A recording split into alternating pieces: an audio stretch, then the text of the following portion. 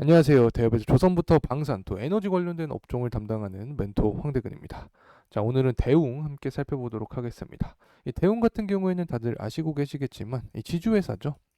그래서 부문별 매출액 비중을 살펴보게 되면은 이 의약품 제조에서 이 94%가량을 차지하고 있습니다. 자, 그래서 이 자회사 부분도 살펴보게 되면 이 대웅 제약이나 혹은 대웅 바이오 같이 이 제약 바이오 기업에 조금 더 관련이 있는 그런 회사다라고 설명을 드릴 수 있습니다. 특히 최근에 국내 증시 같은 경우에는 이 저PBR 관련된 정부 이 정책의 수혜를 받고 있죠. 자, 그에 맞춰서 대웅의 주가 역시 상승하는 모습을 보여주고 있는데 또 최근에 자사주 매입을 200억 가량 했습니다. 자, 그래서 주주 가치 증진을 위한 노력을 하고 있다. 자, 이 부분 때문에 최근에 주가 역시 상승에 대한 흐름을 보여주고 있다라고 설명을 드릴 수 있습니다.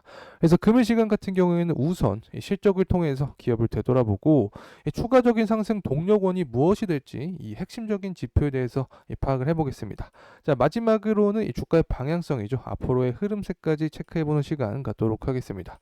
그리고 한 가지 더 말씀드리고 싶은 부분이 있는데 저희 대기업 정말 다양한 전문가들이 각각의 업종 분야에서 하루하루 종목들을 열심히 분석해 나오고 있으니까 많은 관심 부탁드립니다. 우선은 부분별 매출액 비중 앞서서 살펴봤죠. 의약품 제조에서 대부분 나오고 있다. 그래서 제약 바이오 기업에 조금 더 성향이 맞는 그런 회사다라고 설명을 드립니다. 자, 그리고 실적적인 부분인데 앞서 제가 저PBR 관련된 수혜를 받고 있다라고 설명을 드렸습니다. 이 저PBR이 무엇인가에 대해서 간단하게 말씀을 드려보면 이 PBR이 1보다 작은 기업들을 저PBR 기준에 속해 있다라고 말씀을 드릴 수 있는데 자, 여기 한 가지 더 기준점이 추가가 되는 거죠. 이 실적 부분이 개선세를 보여줘야 합니다. 예를 들어서 영업이익이 적자가 나는데 이 PBR이 0.5 이런 기업들이 존재합니다. 자, 하지만 이런 기업들은 이 저PBR 관련된 모멘텀을 받긴 힘들다라고 설명을 드릴 수 있습니다. 그래서 영업이익부터 단기 손익까지 흑자를 기록하는 기업들 그리고 실적이 탄탄한 기업들이 이 시장의 수급을 받으면서 어떤 정부 정책의 수혜를 받는 그런 기업이 될 수 있다라고 설명을 드릴 수 있고 이 대웅 같은 경우에는 그런 조건에 충족을 하기 때문에 최근에 상방에 대한 그런 모멘텀을 받고 있다라고 설명을 드릴 수 있습니다. 자, 이 부분을 조금 가시화해서 살펴보도록 하면은 이 매출액이 20년 3월부터 증진되고 있습니다. 영업이익 같은 경우에도 계속해서 상승하는 모습이긴 하지만 최근에 다소 꺾인 경향이 있긴 합니다. 이 부분은 당연히 이 글로벌 정세, 이 고금리 기조의 영향을 받은 거죠. 어쨌든 자회사 실적이 개선되면서 그에 맞게 지주회사의 역시 실적적인 부분이 좋아지면서 주가적인 측면에서도 긍정적인 모습을 보여줬다라고 설명을 드릴 수 있습니다. 자, 그렇다면은 이 글로벌 정세에 맞춰서 영업이익이 하락을 했는데 자, 이 부분은 왜 그러냐? 이 주가적인 측면을 얘기를 하면서 조금 직접적이게 설명을 드릴 수 있을 것 같습니다. 자, 파란색 선이 금리입니다. 자, 그리고 보라색 선이 이 대웅에 대한 이 주가 흐름입니다. 자, 금리가 상승할 때는 이 주가가 조금 하락하는 경향이 있죠. 자, 100%는 아니지만 그래도 어떠한 특징적인 메커니즘을 갖고 있다라고 설명을 드릴 수 있는데 이 결국에 앞서서 대웅 같은 경우에는 제가 이 제약 바이오 기업에 조금 더 맞는 그런 회사다라고 설명을 드렸습니다. 자, 특히 제약 바이오 기업들은 금리에 굉장히 민감합니다. 이 돈을 빌려서 이 신약 개발을 하겠죠. 자, 그렇기 때문에 이 금리가 상승하면 차입 비용이 증가를 합니다. 그래서 이자율이 상승하면 이 현금 고갈 속도가 빨라지면서 이 재무적인 환경이 굉장히 안 좋아지겠죠. 특히나 이 제약 바이오 기업들은 이 재무적인 상황이 좋지 않은 그런 기업들이 굉장히 많기 때문에 이러한 부분에서 악영향을 더 빠르게 받을 수 있다라고 설명을 드립니다. 자, 그래서 금리적인 부분이 그래서 금리 인하에 대한 부분이 가시화되면 주가 역시 더욱 탄력성을 받을 수 있다라고 설명을 드립니다.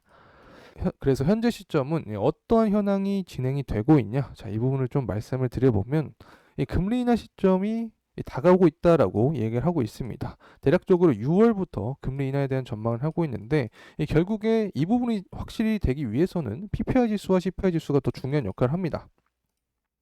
자, 넘겨서 살펴보도록 하면은 PPI 지수가 생산자 물가 지수죠.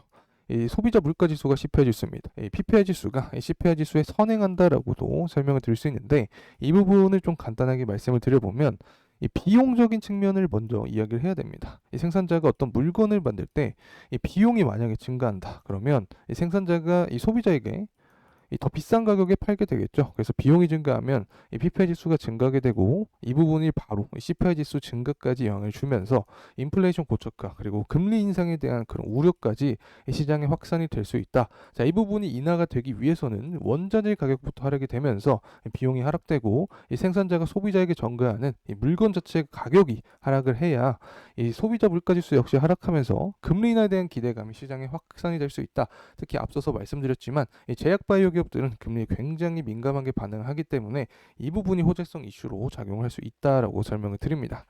자, 이제 가격적인 측면을 한번 살펴보도록 하겠습니다. 현재 가격대는 21,900원의 가격 흐름세를 보여주고 있습니다. 최근 들어서 주가가 상승하는 모습을 보여주고 있죠. 이 부분은 앞서서도 말씀을 드렸지만 이 저PBR 관련된 모멘텀, 즉 기업 밸류 프로그램 기대감 속에서 주가가 상승한 흐름세를 보여줬습니다.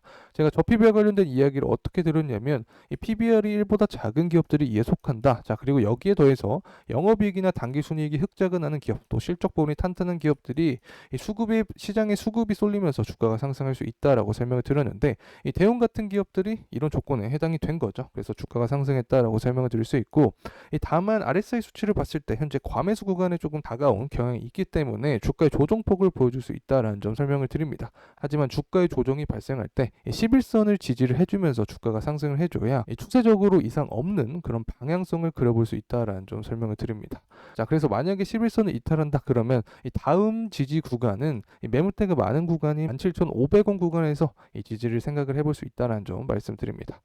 자, 이상으로 이 대웅에 대한 영상 마무리하겠습니다. 더 정확한 가격대 그리고 추후 이슈들은 다음 영상에서 다루겠습니다. 끝까지 시청해주신 모든 분들께 진심으로 감사의 말씀 드립니다. 감사합니다.